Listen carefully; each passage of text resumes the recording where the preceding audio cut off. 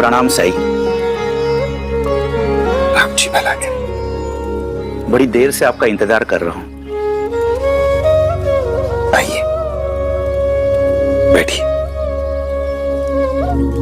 बताइए। मेरा नाम बिरजू है। मैं पड़ोस के गांव से आया हूं। एक फैसला नहीं ले पा रहा हूं। कई लोगों से सलाह ली लेकिन बात नहीं बनी, तो किसी ने आपके पास जाने के लिए कहा। क्या फैसला लेना चाहते हैं आप? साई, भगवान ने मुझे एक बेटी दी है जिसे हमने नाजुक से पाला है। उसकी शादी की उम्र हो गई है। साई, मैंने अपने रिश्तेदारों और दोस्तों को मेरी बेटी के लिए योग्य वर ढूंढने के लिए कहा था। बहुत रिश्ते आए, उनमें से मैंने 4 लड़कों को पसंद किया। पहला लड़का बंबई में रहता है, सरकारी नौकरी करता है। अगर उससे शादी हुई तो मेरी बेटी मुझसे बहुत दूर चली जाएगी। दूसरा लड़का जो बहुत विनम्र है, और सबसे अच्छी बात तो यह है कि उसका परिवार बहुत अच्छा है।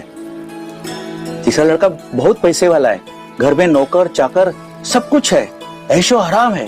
मेरी बेटी राज करेगी, राज। और चौथा लड़का पढ़ा लिखा है, लेकिन अब तक साई उसे कोई ढंग की नौकरी नहीं है। मुझे ये लड़का तो ठीक ठाक ही लगा, कुछ खास नहीं।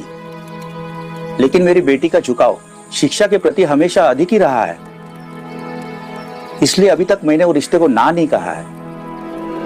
एक बात तो तय है साई कि मैं जिस लड़के को पसंद करूंगा, मेरी बेटी उसी के साथ शादी करेगी।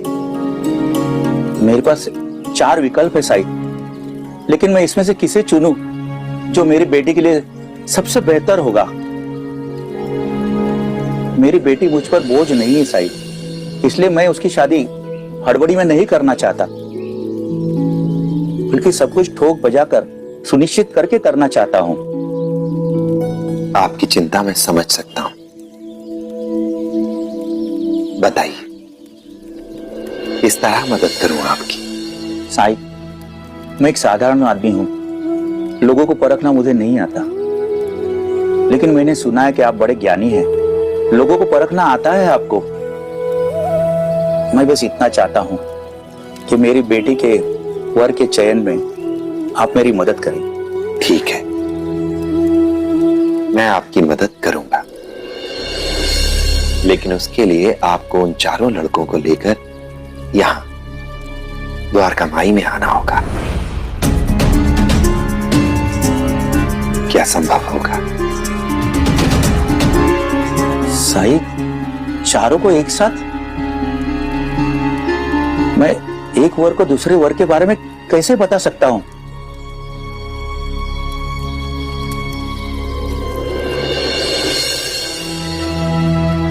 ठीक है साई, मैं किसी बहाने उन 4 को यहां लेके आऊंगा। बेटी की शादी के लिए तो मुझे इतना करना ही होगा। कल उन सबके साथ आपसे भेंट करता हूं। और हां, लड़कों के आने से पहले एक आईना भिजवा दीजिएगा यहां। जी साई। राम जी भला करे।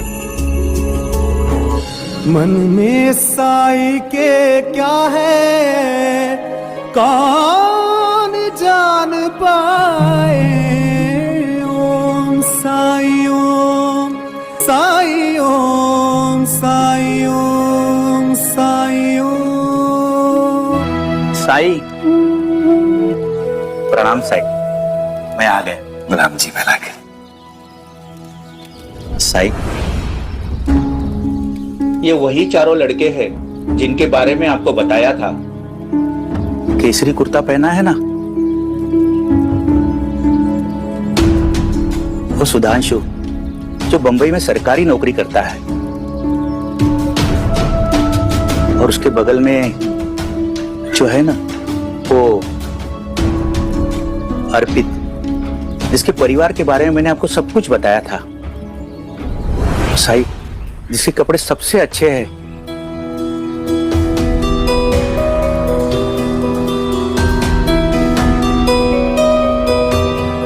वो गौतम, उसके पिता का सबसे बड़ा कारोबार है, जमीन जायदाद है गांव में, बड़ी आलीशान कोठी है। और साई, उसके बगल में जो सादा सा लड़का है वो मोहन, वो इन सब में सबसे पढ़ा लिखा है। उच्च शिक्षा की है उसने बंबई से, लेकिन अभी वो ऐसा ही है। आप चारों का द्वारका माई में स्वागत है। आप मुझे यहाँ क्यों लाए हैं? क्योंकि ये कन्या के पिता हैं, अपनी बेटी के भविष्य को लेकर चिंतित पिता, और ये जानना चाहते हैं कि इनकी बेटी के लिए आप सब में से सबसे उपयुक्त वर कौन है।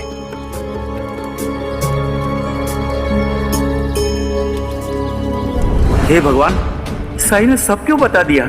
मैंने सोचा था कि साई चारों लड़कों को देखकर, उनसे मिलकर कुछ सवाल जवाब पूछकर कोई फैसला लेंगे और मुझे बता देंगे, लेकिन क्या समझ रखा है आपने मुझे? तीनों लड़कों के साथ मेरी परीक्षा लेना चाहते हैं? मैं कोई परीक्षा नहीं देने वाला।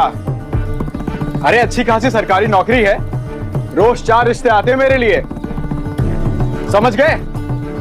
रखिए अपनी बेटी अपने पास। आप तीनों नहीं गए, यहीं खड़े हैं, इसका मतलब ये है कि आप समझ चुके हैं कि ऐसा क्यों किया जा रहा है। जी साईं, मेरी भी एक बहन है, इसलिए मैं लड़की वालों की चिंता समझता हूँ। साईं, ऐसे एक साथ सभी लड़कों को एक जगह बुलाकर उन्हें परखने जांचने की कोई प्रथा तो मैंने नहीं सुनी, लेकिन फिर भी मैं यहां से वापस नहीं जाऊंगा, क्योंकि मुझे ये जिज्ञासा है कि आप क्या करने वाले हैं। मैं ये जानना चाहता हूं कि आप हमारे बारे में कैसे पता करने वाले हैं। इस आईने से। आईने से? ये कोई साधारण आईना नहीं है, केवल साफ दिल इंसान ही इसमें अपनी सही छवि देख सकता है। वो इंसान जिसका दिल साफ ना हो, जो दोषों से मुक्त ना हो, अपने दोषों के कारण उसे इसमें अपनी छवि विकृत ही दिखाई देगी। तो आप सब तैयार हैं? जी साईं। आप सब में से सबसे पहले कौन देखना चाहेगा इस आईने में? जी मैं। सब बकवास है, मुझे तो लगता है साईं हमारे आत्मविश्वास को परख रहे हैं और कुछ नहीं।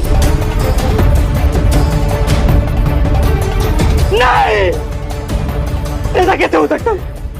ये चीखा क्यों? आईने में इसका प्रतिबिंब बिल्कुल ठीक नजर आ रहा है।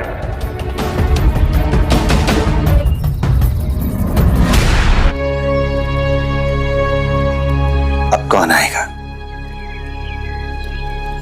मैं आऊंगा साईं। झूठ है ये सब। ये भी? ऐसा नहीं हो सकता।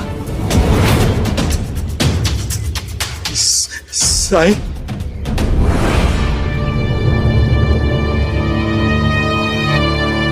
क्या इन दोनों का हाल देख लेने के बाद भी आप आईने में देखना चाहेंगे?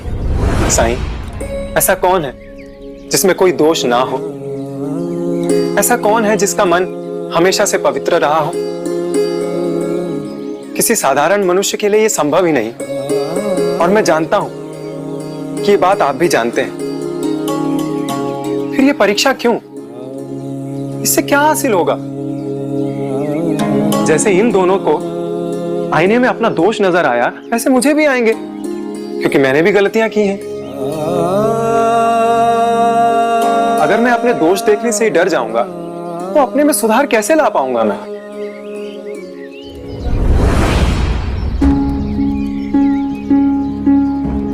जब इसे विश्वास है कि इसका चेहरा विकृत दिखाई देगा, तो आके देखने का क्या मतलब?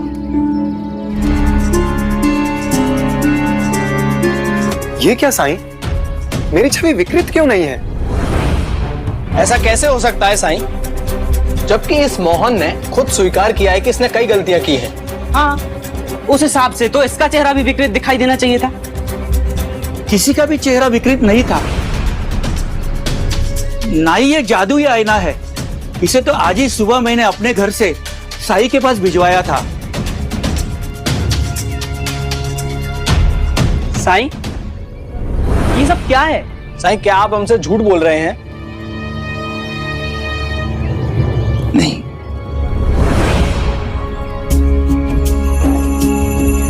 ये एक परीक्षण ही था। जैसा कि मोहन ने कहा कि हम सभी में गुण होते हैं, दोष होते हैं, हम सभी की अपनी सीमाएं होती हैं, पर आप दोनों इसे स्वीकार करने के लिए तैयार नहीं थे। अपने दोषों को स्वीकार करने की बात तो छोड़िए, बल्कि आपने तो इसे छुपाने की कोशिश भी की। आप अमीर होने का दावा करते हैं, लेकिन सच्चाई तो यह है कि आपका परिवार कर्ज में डूबा हुआ है और आप शादी भी केवल इसलिए करना चाहते हैं ताकि आप अपनी ससुराल से कुछ आर्थिक मदद ले सकें। बताइए, क्या ये बात आपने बिरजू जी से नहीं छुपाई? क्या ये सच है?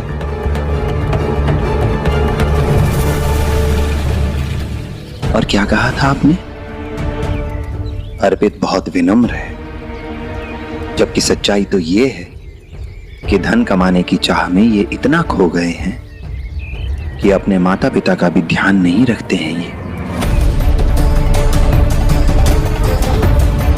महीनों महीनों अपने घर नहीं जाते हैं,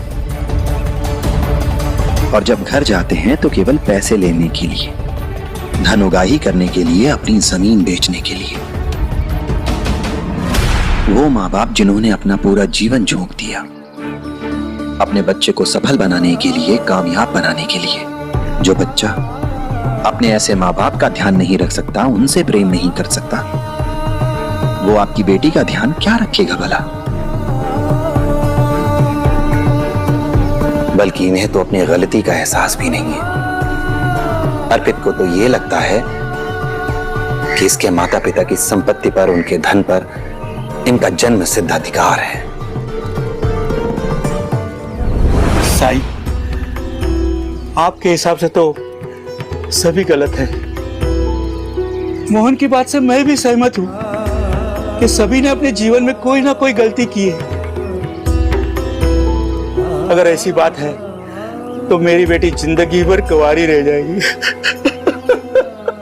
बिरजू जी, आपके सवाल में ही आपका जवाब भी छिपा है।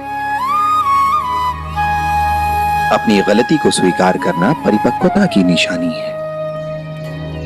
अहंकार से मुक्त व्यक्ति की पहचान है ये।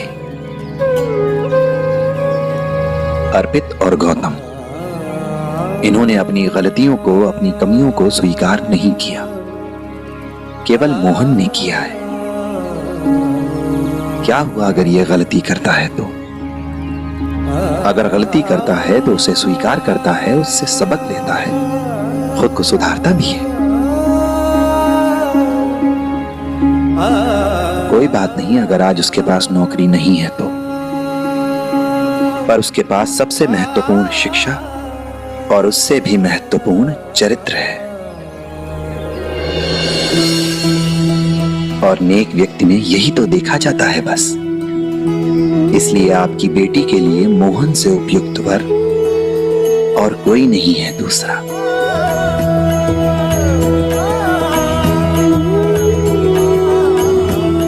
साईं, आपने मुझे सबसे बड़ी गलती करने से बचा लिया। शुक्रिया साईं, शुक्रिया।